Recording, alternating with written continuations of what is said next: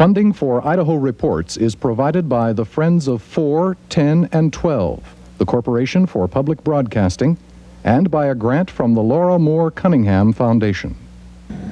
I am confident that with the signing of this agreement, we can move away from the confrontation and towards positive solutions in achieving a balance among the conflicting demands for our precious water resources here in Idaho.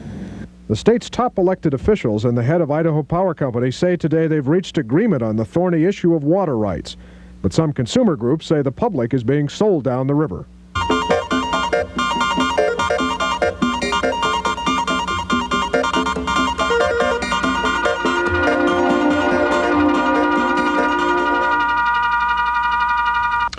Good evening.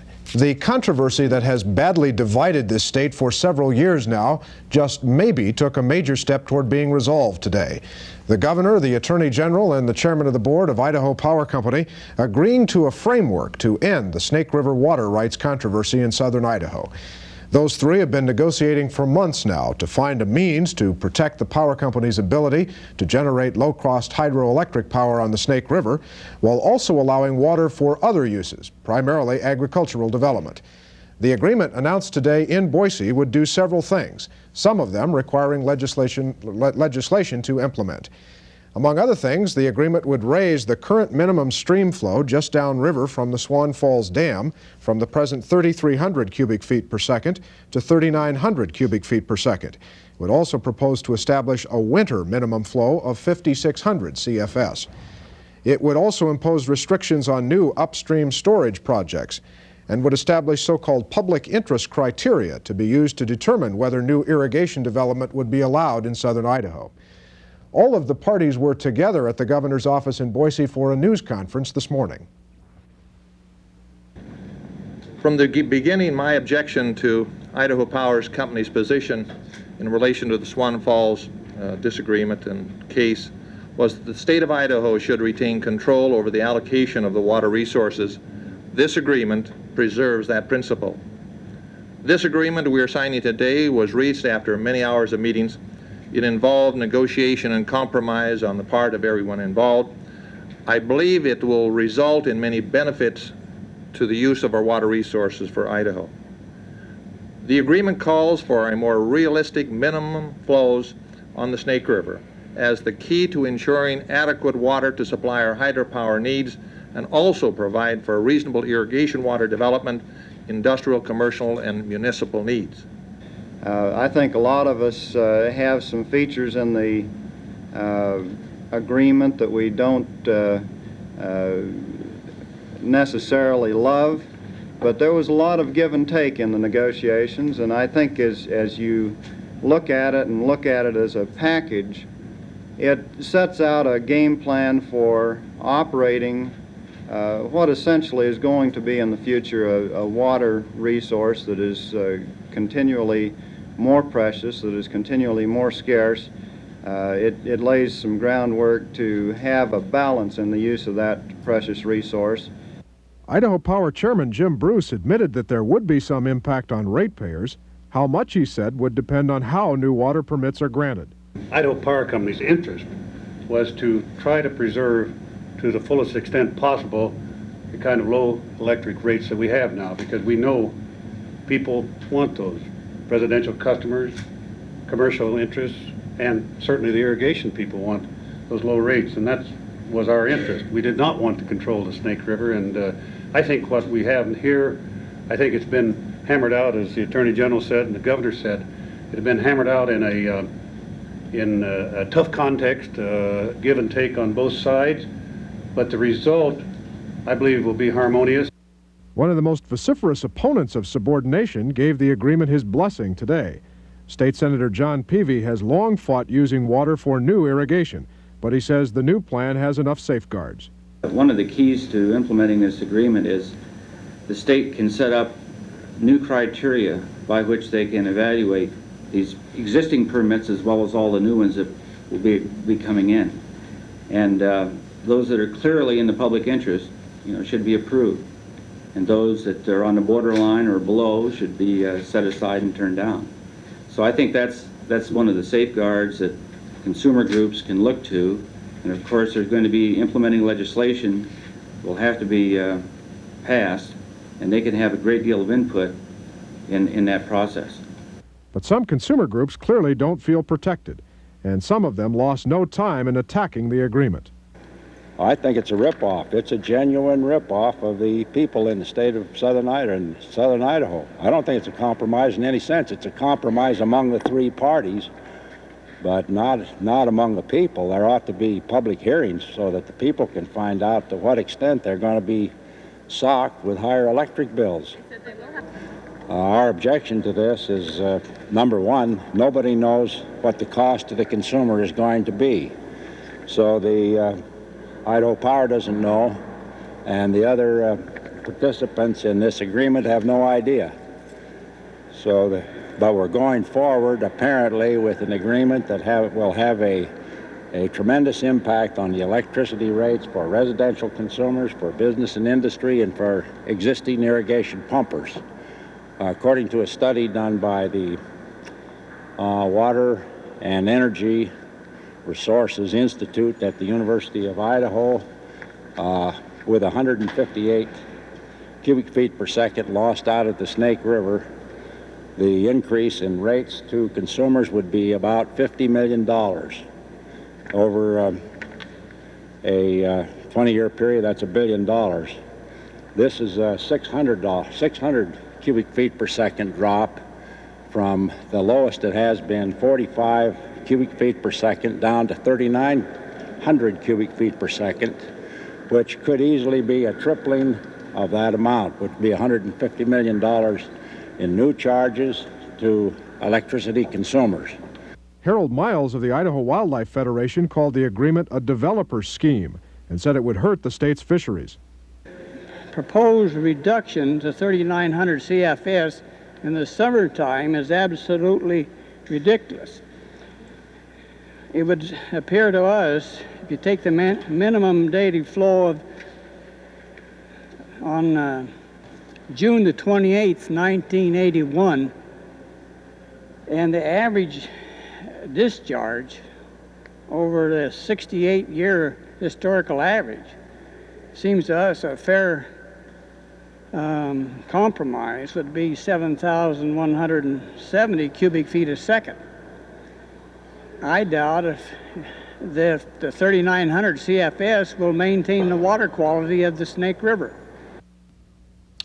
The Idaho Conservation League reserved immediate criticism of the plan today, but the executive director of that group also indicates the Conservation League has some concerns.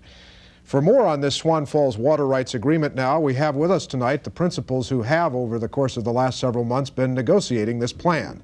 Idaho's Attorney General Jim Jones joins us tonight in Pocatello, and Pat Costello, who is legal counsel to Idaho's Governor John Evans, and Jim Bruce, the chairman of the board of Idaho Power Company, are in Boise. Mr. Bruce, let me begin with you. You heard Mr. Fothergill's comments on the videotape about what this would cost. Why don't you know how much it will cost? Well, it'd be pretty hard to, at this moment, to definitely determine what it would cost, because I think the thing that you have to realize that future depletions must meet a public interest criteria. And that public interest criteria is one that will have to be hammered out. It'll have to be carefully considered, and only after you meet that public interest criteria will you have that depletion. So as of this moment, there's no way that we could quantify what it might be, but I can say this, that under the flows that we've set in there, under the public interest criteria, we do not anticipate that there will be any major, and I say major, impact with respect to the electric rates. Now, I'm sure that there would be some over the course of the years, but you can say how many years? I don't know exactly as of this moment, because again, it depends on the public interest. For example, right now, public interest, when you have the PIC program, you've had surpluses, how much more irrigation development should we have right now this year or next year? Those all have to be balanced out before you can make any final determination. Mr. Costello, the governor has said throughout this controversy that the claims of some of the people who have been on the other side of this issue from him are wildly exaggerated about the potential cost to the consumer. What's the governor's office view of what this agreement would cost the ratepayers of the power company? Well, I agree with Mr. Bruce, and as you say, the governor all along has maintained that the claims of the impact on the ratepayers have been vastly overstated. The amount of impact that you get from any upstream development depends entirely on the nature of the development, the location of the development, and the timing of the development. If you have a groundwater developer in West Jefferson County, they may have a very minimal impact, which will only be felt years down the road, whereas if you have someone pumping directly out of the Snake River, their impact is immediate. The public interest criteria will allow us to sort out among proposed projects and to encourage the ones to go forward which would allow the most development with the least impact on hydro rates. Mr. Jones, are you concerned about this question, what this might cost the ratepayers of the power company? Certainly, I think it's one of the things that we looked at during the negotiations, and I think that we hammered out an agreement that will protect the consumers of electricity, that will preserve a strong hydropower base. I think you have to look at the matter in context. Under the 1982 Supreme Court decision, the Supreme Court said that Idaho Power Company may have a water right of 8,400 CFS at Swan Falls, but it was assumed by everybody, I think, that when the matter went back to court, that would be knocked down to somewhere in the vicinity of 4,500 to 5,500 CFS. If the case were to be won, litigated all the way through and won totally by the state, and I think we had a reasonable chance, we could have reduced the stream flow at Swan Falls to the minimum set by the state water plan of 3,300 CFS, which is 600 less than the negotiated amount during the irrigation season. And you know, that certainly wouldn't have been in the best interest of the ratepayers. On the other hand, if the power company were to have totally won the case, there wouldn't have been any water available for development upstream. So what we're talking about is striking a reasonable balance, and I think that that's what we have to do. I think that if you look at the statements that Mr. Fothergill and Mr. Miles made, you get the idea that water has only one purpose, and I don't think the good Lord put the Snake River through southern Idaho just to generate hydroelectricity. There are a lot of other things that are greatly in the best interests of the ratepayers, and I would say that economic activity, which has made this southern part of the state grow and prosper, is every bit as important as low electric rates, because if you have more people out there contributing to the tax base, more people contributing jobs and so on, well then you may have slightly higher electric rates, but you'll have lower taxes. So I think those people have just got sort of a myopic view, and I think they're wrong. Mr. Bruce, let me just pursue this question one question farther. Back when you were running, your company was running the controversial ads about total subordination down to the 3,300 that Mr. Jones speaks of, you developed a worst-case scenario that said it could cost as much as $53 million. We didn't develop it. That was developed in a study that was made, I think, for the Idaho PUC. Okay, we did not all make right. the study. I was corrected on that, but that was the figure that was used. If we sort of cut it in half between the 4,500 and the 3,300 to the 3,900, could we cut that $53 million figure in half as a ballpark figure? I think you're trying to get a ballpark figure that's pretty hard to quantify. Again, maybe if it went, if all of these things happened, possibly you could look at some figure like that. That, as I say, that figure was developed under a study that was made. But again, as Mr. Costello said, if it's groundwater, you have an entirely different situation than you have where it's taken out directly out of the river. One of the things that happened in the 1970s, we had a large depletion out of the Snake River by some very, very large high lift pumping installations, and Power's acceptance of some additional cost to your ratepayers and some loss of your water right is, in essence, the price that you had to pay to get this monkey off your back.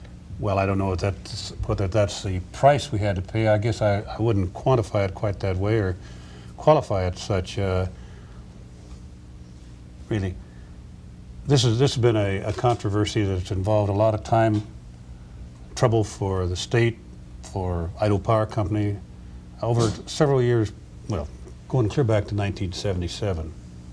And certainly, we don't like to be the focal point in a controversy. It's not good for the company. We have a job that we're supposed to do, and that's serve electricity to our customers at as low a price as we can and reliably as we can. So really, I guess what I'm saying is not a price that we had to pay, but it's something that I certainly am relieved to think that the controversy can come to an end in a manner and in a means by which I don't think there's going to be anybody substantially hurt. I think that it will be, as the Attorney General says, economic activity, because during this time frame, things kind of came to a screeching halt. And when you have a screeching halt, it's not good for anybody. Right. Mr. Jones, clearly this minimum stream flow situation is a key element here. As this situation stands, is that negotiable as this process continues, or are those figures really tight? I think the figures are going to have to stand the way they are. I don't see any way that the agreement can stand, and I suspect that that is viewed the same way by both parties without those figures being in place. We worked long and hard on developing those figures, on looking at the supporting data, and I think as far as those figures, they're going to have to be part of the agreement. We have our staffs now busy working up what we're going to call a contract that will carry out many of the important points of this agreement, and I think one of the important points that will be a contingency for this matter being settled and for the court cases being dismissed is that we have those figures in the agreement, and I think that's going to be insisted on by both sides. Mr. Costello, the legislature obviously has to sign off on that part of this. Is that sort of presenting the legislature with a take it or leave it proposition? You can have the whole package, but you can't mess around with the stream flows? At this point, it's not clear that the legislature has to sign off on the minimum stream flows. That'll depend on whether the voters adopt a constitutional amendment that's on the ballot this fall regarding the legislature's ability to change the state water plan. As it stands now, it would be up to the Water Resources Board to amend the state water plan to adjust it to the level that we've proposed. Well, do you see the stream flows the same way as the Attorney General does? Is that such an integral part of this agreement that by changing them it might cause the whole thing to come apart? The minimum stream flow is indeed the heart of the agreement, and frankly, the people that have commented pro and con on this approach, for the most part, have not been overly troubled with that level.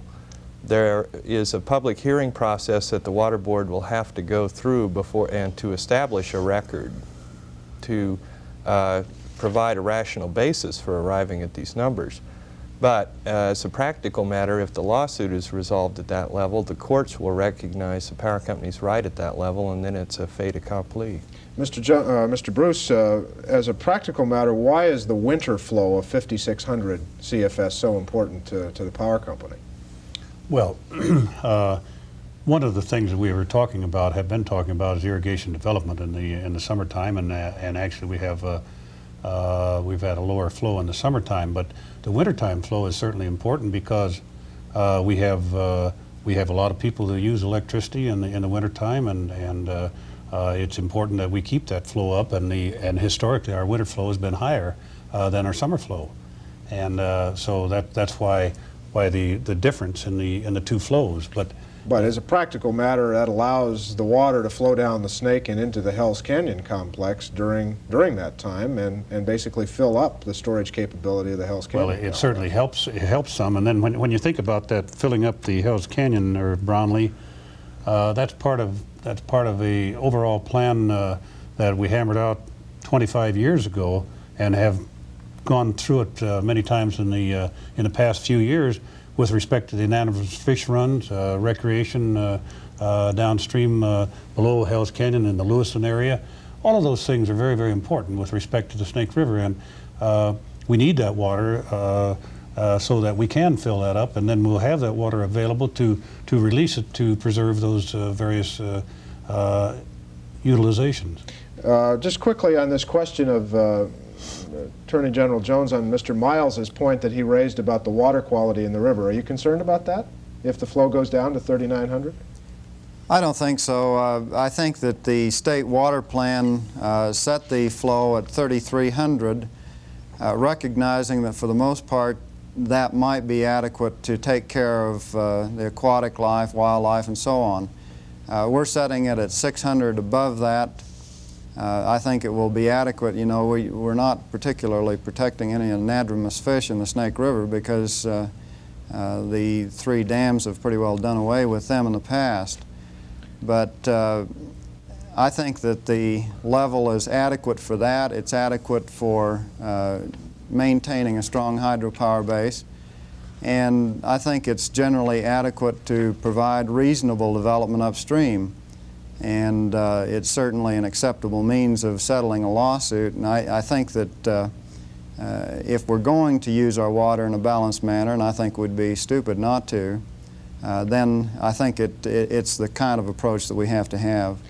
Mr. Jones, in your news release today dealing with this subject, 3.5 pages, no less than 6 times you mentioned that this would put the state back in the business of managing the river.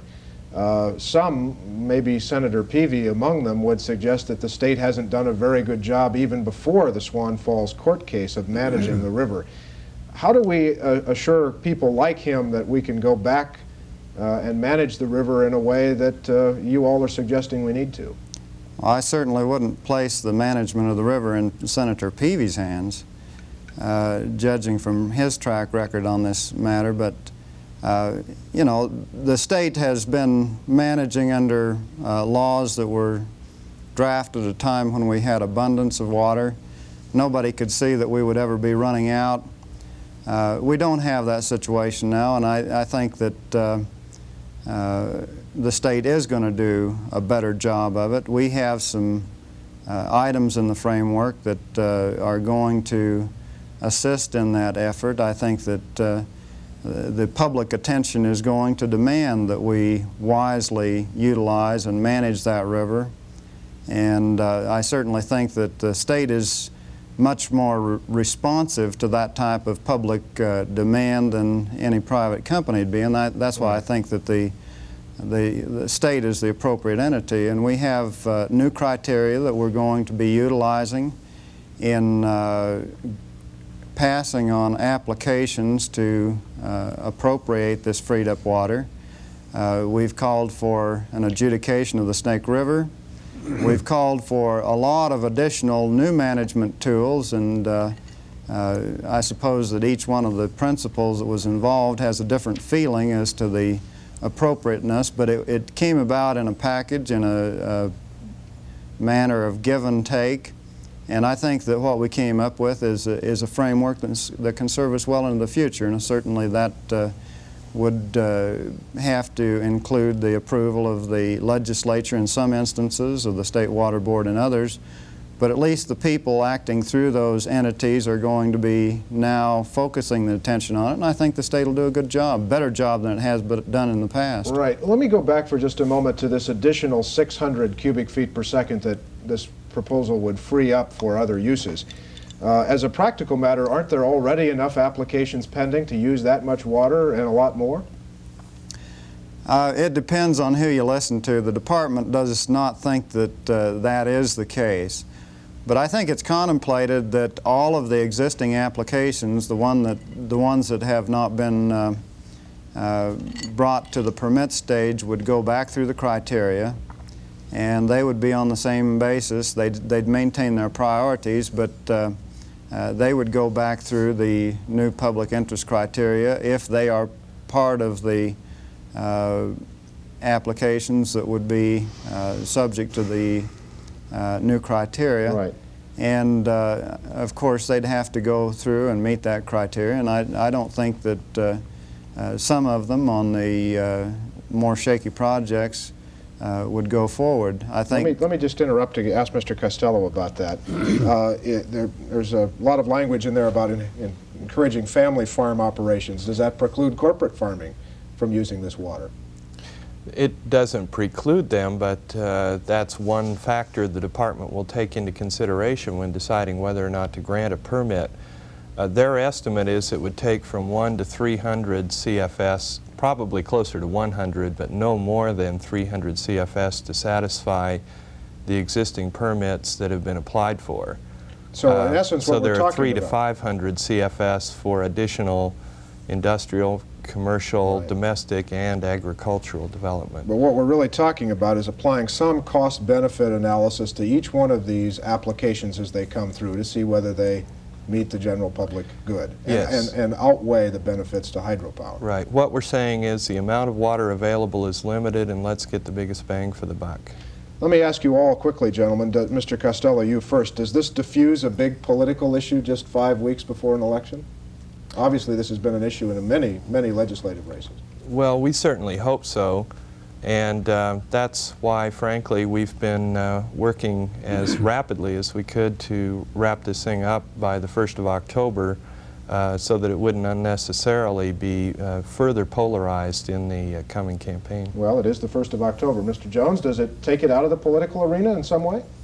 I think it does. It takes it out of a political arena that it shouldn't have been in the first place. This is a matter that should either have been resolved in the courts or in the negotiation process with an eye toward settling those court suits, and we managed to do that. Okay. Mr. Bruce, I know you don't like to answer political questions, and I'm afraid I'm out of time, so I'm not even going to let you answer that one. We'll have to do it another time. Thank you. We thank you, Mr. Costello, and Mr. Thank you, Jones for Mark. being with us, or Mr. Bruce for being with us, and Mr. Jones and Pocatello, thank you, sir. We appreciate it. That's our time for tonight. We'll be back here tomorrow. I'm Mark Johnson. Good night.